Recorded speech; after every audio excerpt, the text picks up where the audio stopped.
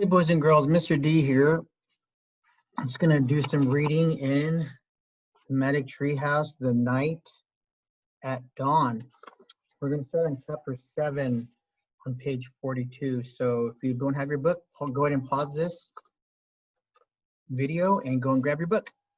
All right, chapter 7 was Secret Passage. Annie and Jack raced up the winding stairs and down the long hallway. They hadn't gone far when they heard shouting behind them. Dogs barked in the distance. "They're coming," Annie cried. "In here," said Jack. He shoved open a door off the hallway and pulled Annie into a dark room. Jack pushed the door shut. Then Annie shined her flashlight around the room. There were rows of sacks and wooden barrels. "I'd better look in the book," said Jack, pulling out the book and flipping through the pages. "Shh," said Annie. "Someone's coming." Jack and Annie jumped behind the door as it creaked open. Jack held his breath. A light from a torch danced wildly over the sacks and barrels. The light disappeared.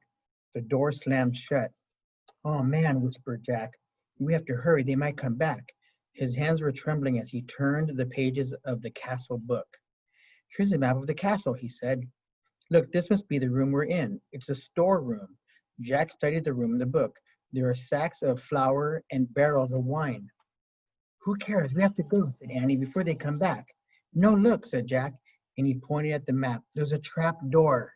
He read aloud. "In this castle, a trap door led from the storeroom through a secret passage to a precipice over the moat." "What's a precipice?" said Annie. "I don't know. We'll find out," said Jack. "But first, we have to find the trap door." Jack looked at the picture carefully. Then he shined the flashlight around the room. The floor of the room was made of stones. The trapdoor in the picture was 5 stones from the floor to the hallway. Jack shined the light on the floor and counted the stones out loud. 1, 2, 3, 4, 5. He stamped on the 5th stone. It was loose. Jack put the flashlight on the floor. He worked his fingers under the thin slab of stone and tried to lift it. "Help," Jack said. "It's heavy." Annie helped Jack lift the stone square out of its place. Underneath was a small wooden door. Jack and Annie tugged on the rope handle of the door. The door fell open with a thunk. Jack picked up the flashlight and shined it down the hole. "There's a little ladder," he said. "Let's go." He clipped the flashlight onto his belt and felt his way down the small ladder. Annie followed. When they reached the bottom of the ladder, Jack shined the light around them. There was a tunnel. Jack crouched down and began moving through the damp, creepy tunnel. The flashlight dimly flickered across the stone walls. He shook the light. Were the batteries going dead? "I think our light's dying," he said to Annie. "Hurry," she called from behind him. Jack went faster. His back hurt from crouching. The light got dimmer and dimmer. Jack was desperate to get out of the castle before the batteries died completely. Soon he reached another small wooden door. It was a door at the end of the tunnel. Jack unlatched the door and pushed it open. He poked his head outside. He couldn't see anything in the misty darkness. The air felt cool and fresh. He took a deep breath. "Where are we?" whispered Annie behind him. "What do you see?" "Nothing, but I think we've come to the other outside of the castle," said Jack. "I'll find out." Jack put the flashlight in his pack. He put the pack on his back. He stuck his hand out to the door. He couldn't feel the ground. "I'm going to have to go feet first," he said. Jack turned around the small tunnel. He lay down on his stomach. He stuck one leg out the door, then the other. Jack inched down bit by bit until he was hanging out the door, clinging to the edge. "This must be the precipice," he called to Annie. "I can't touch the ground. Pull me up." Annie reached for Jack's hand. "I can't hold you," she said. Jack felt his fingers slipping. Then down he fell through the darkness. Splash. And here's a picture of that. There's Annie trying to hold on to Jack, but there's Jack. And it said splash. So that means he must have landed in some water. All right. Chapter 8, The Night.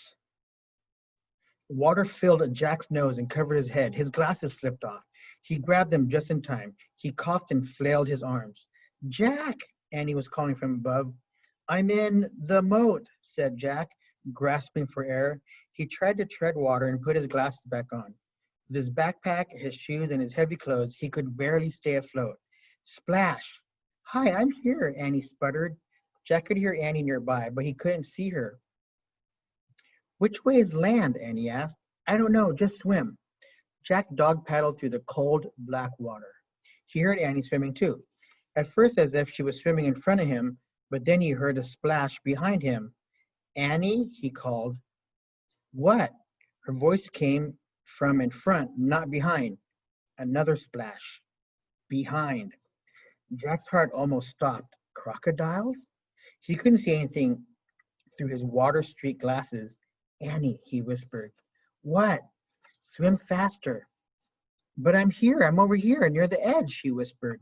Jack swam through the dark toward her voice. He imagined a crocodile slithering after him. Jack's hand touched a wet, live thing. Ah, he cried. It's me. Take my hand, said Annie. Jack grabbed her hand. She pulled him to the edge of the moat. They crawled over an embankment onto the wet grass. Oh, man, Jack said. He was shivering all over. His teeth were chattering. He shook the water off his glasses and put them back on. It was so misty he couldn't see the castle. He couldn't even see the moat, much less a crocodile. We made it, said Annie. Her teeth were chattering too. I know, said Jack, but where are we? He peered at the foggy darkness.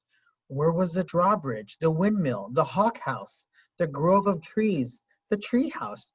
Everything had been swallowed up by the thick, soupy darkness. Jack reached into his wet backpack and pulled out his flashlight. He pushed the switch. Nothing happened. The batteries were dead. They were trapped, but not in a dungeon. They were trapped in the still, cold darkness. A horse's whinny echoed through the night. The clouds parted. A full moon was shining in the sky. A pool of light spread through the mist. Jack and Annie saw a shadowy figure just a few feet away. It was a knight. The knight sat on the black horse. His armor shone in the moonlight. A visor hid his face, but he seemed to be staring straight at Jack and Annie.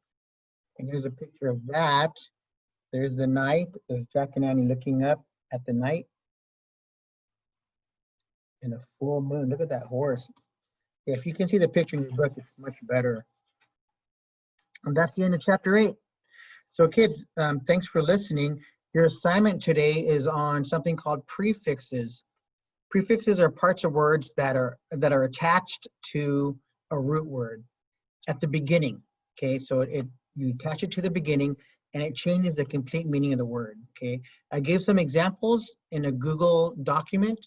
So your job is to look at those examples on prefixes and then figure out what the meanings are of those other words with prefixes attached to it. And then go ahead and turn it in. Make sure your teacher knows you turned it in. All right, thanks a lot, and we'll see you later.